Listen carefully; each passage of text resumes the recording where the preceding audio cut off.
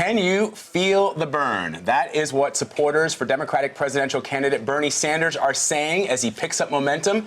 His events across the country are bringing in thousands, and he's been gaining ground in the polls, overtaking Hillary Clinton in early voting states such as Iowa and New Hampshire. Sanders' platform, solving income inequality through free college, universal health care, and paid family leave, which, according to one estimate, could cost up to $18 trillion. The spotlight is on. The 74-year-old was on the cover of Time magazine this week.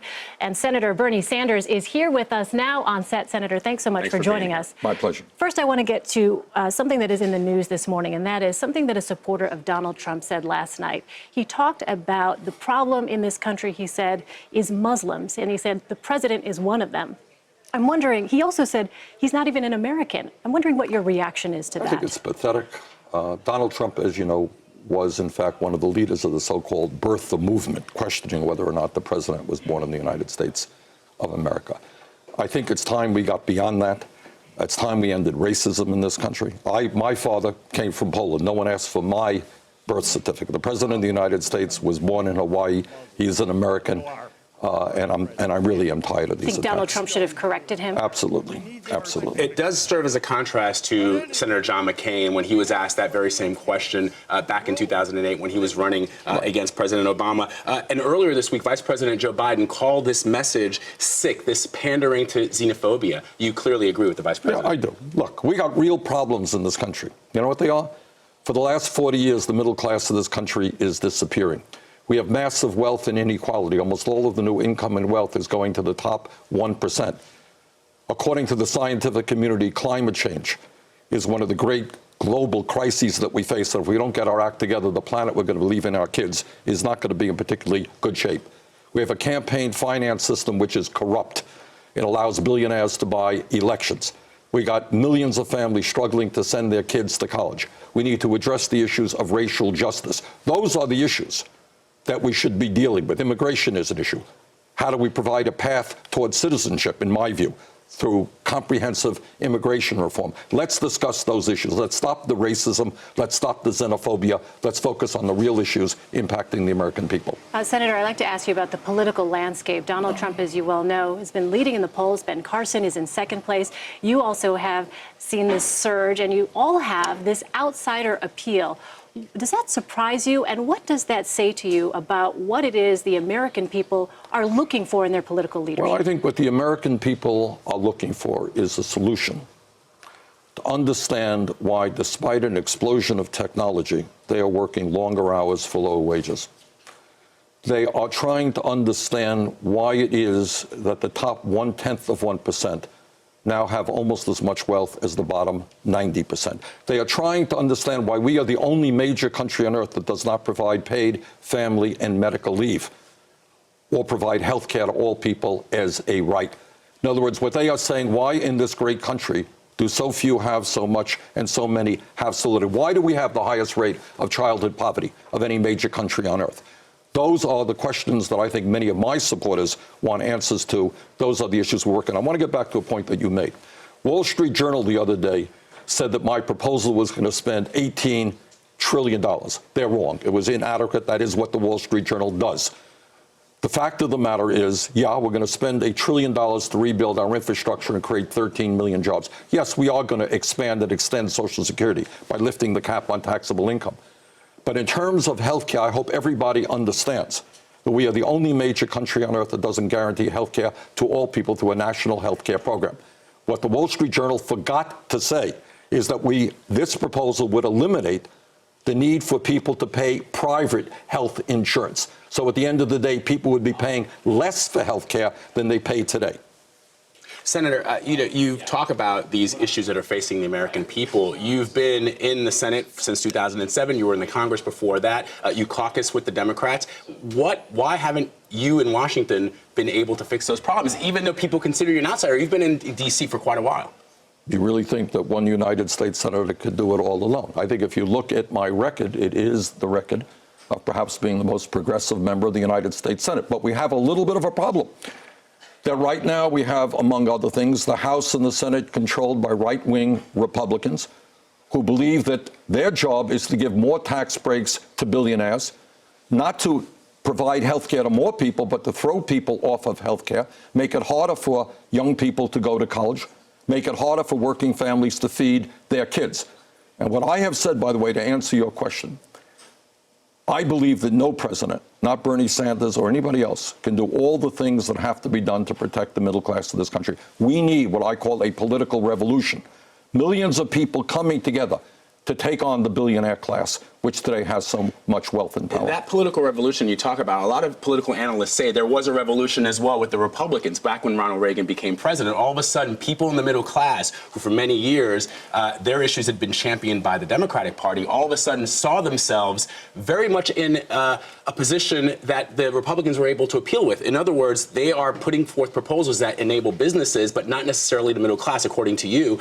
And somehow the middle class sees them align with those interests. Well, Why is that's that? right. Well, let me tell you this. I am the ranking member on the Budget Committee. I mean, it's the leader of the Democratic opposition.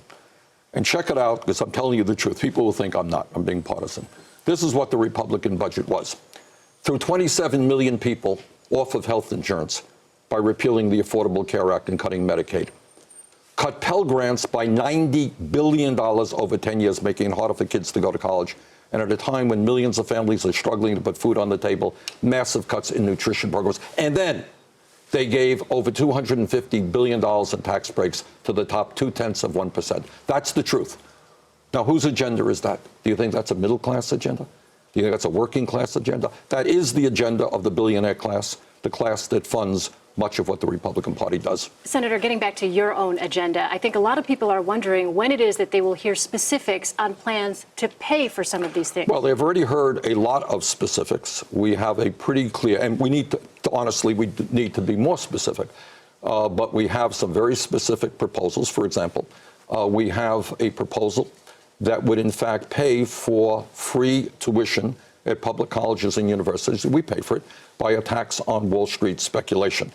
We pay for the expansion and extension of Social Security benefits by lifting the cap on taxable income starting at $250,000.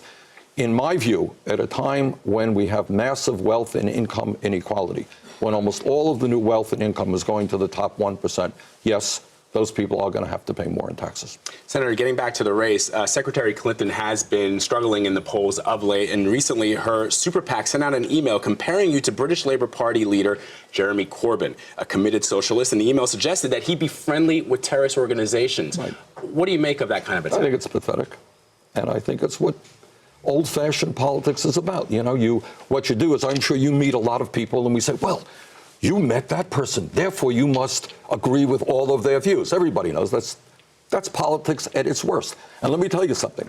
We send out an email to our supporters, and we said, send a message to David Brock of this super PAC and tell him how you feel about it. We've raised over $1.2 million from tens of thousands of people in a 48-hour period who said, no, we don't want to see that kind of negative advertising. Look, what I believe in, people in a democracy disagree. You disagree with me, fine. Here's the issue. What's your view? Here's my view. Let's argue it out. But let's not go around saying, well, you met somebody or you talked to somebody whose views were something, therefore that is what you are. That's old-fashioned negative politics, and I hope we can get beyond it. Should Secretary Clinton apologize? Well, at least David Brock should apologize. Her super PAC should apologize, yes. I just want to ask one last question, sorry, Elaine, about Black Lives Matter, because they've interrupted some of your campaign rallies. You met with them recently. I've met with them on more than one occasion, yes. But just recently, 2 days ago or 3 days ago, they have some serious grievances when it comes to police brutality in this country. We've watched the Republican debates not touched on in the last one. Not one word. And now, so you've met with them. A lot of people have criticized them. You have been a champion of civil rights for a long time. They came to your rallies. They made a commotion. What are they saying to you? What are you hoping to do, should you become president of the United States, to affect change when it comes to police brutality? The issues they are raising are very, very real. They are issues that we have got to address.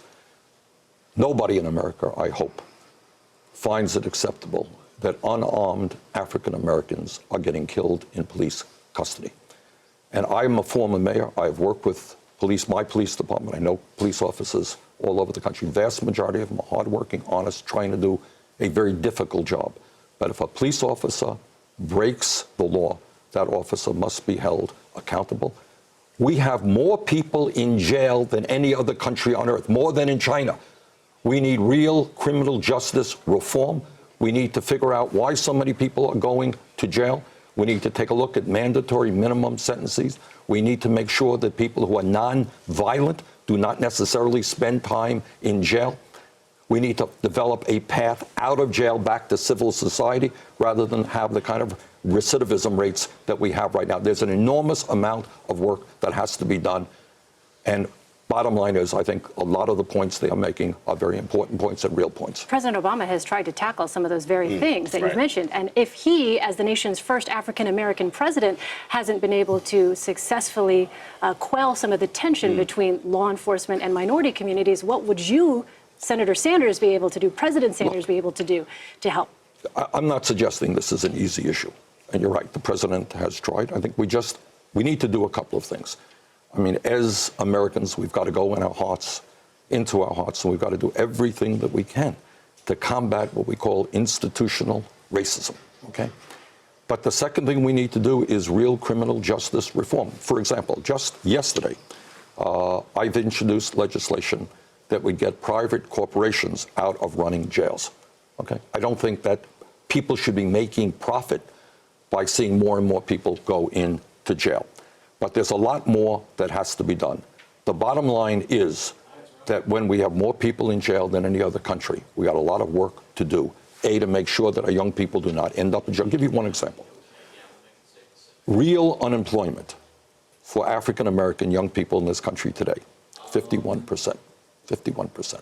We have to address that issue. And it's increasing. And it's increasing. So I would rather invest in education. I don't want kids to be dropping out of school. Yes, it will cost money to keep those kids in school, but from a human point of view and a financial point of view, makes more sense to invest in those kids, keeping them in jail, rather than keeping them out of jail, putting money into jobs and education rather than paying for a jail. Education is cheaper than jails, by the way.